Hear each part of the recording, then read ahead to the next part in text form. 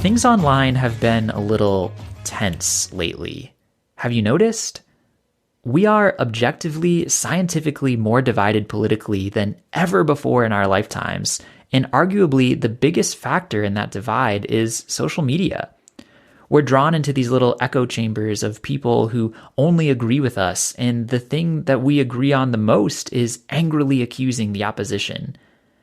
Now, there are a lot of things wrong with how the two-party political system plays out in America, but we should ask, is the goal of a multi-party system division, or should the goal be compromise? With shouting on the left and shouting on the right, does the truth lie somewhere in the middle? Let's take taxes, for example. It's pretty complicated to find a perfect balance that maximizes the benefits to public and private sectors, both supporting public services and enabling a free market. And to make the right adjustments to the scale, it's important to have some people in Congress argue for higher taxes and some people to argue for lower taxes. That middle ground is quite often the most equitable and ethical approach to the problem. And I think deep down, we all know this. If you want balance, you have to stand in the center, not too far to the left or to the right.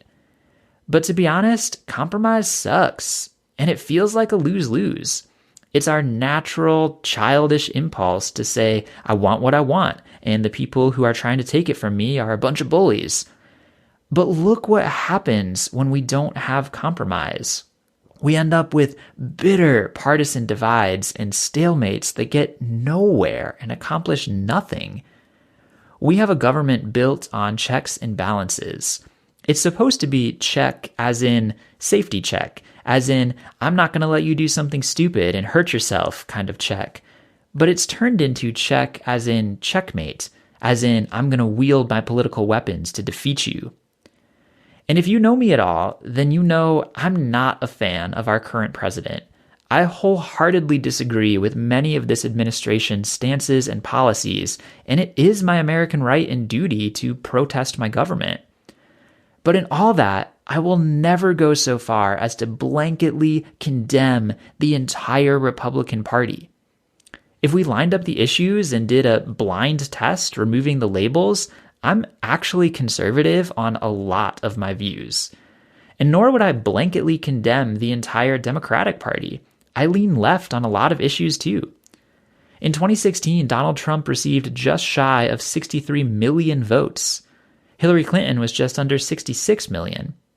So no matter which side of the aisle you're on, you have at least 63 million people opposing you.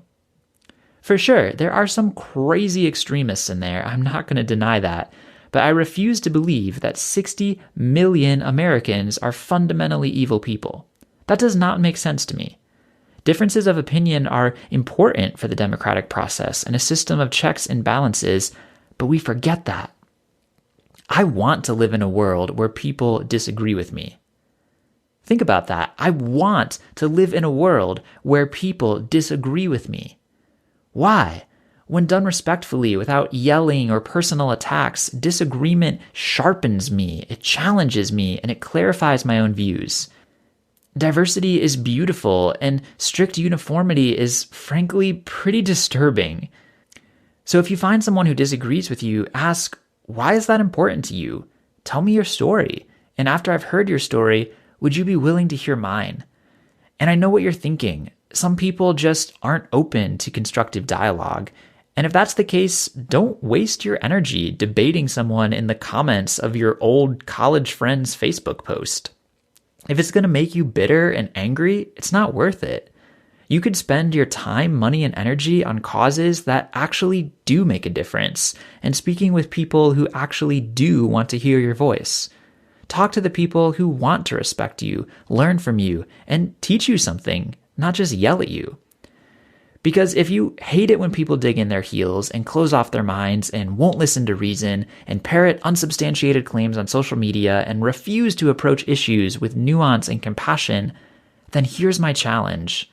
In all this, if you hate people who put blinders on and stay in their own little echo chambers, never once having to learn about or engage with something they might find even the slightest bit intellectually threatening, then look in the mirror and make sure that you aren't that person.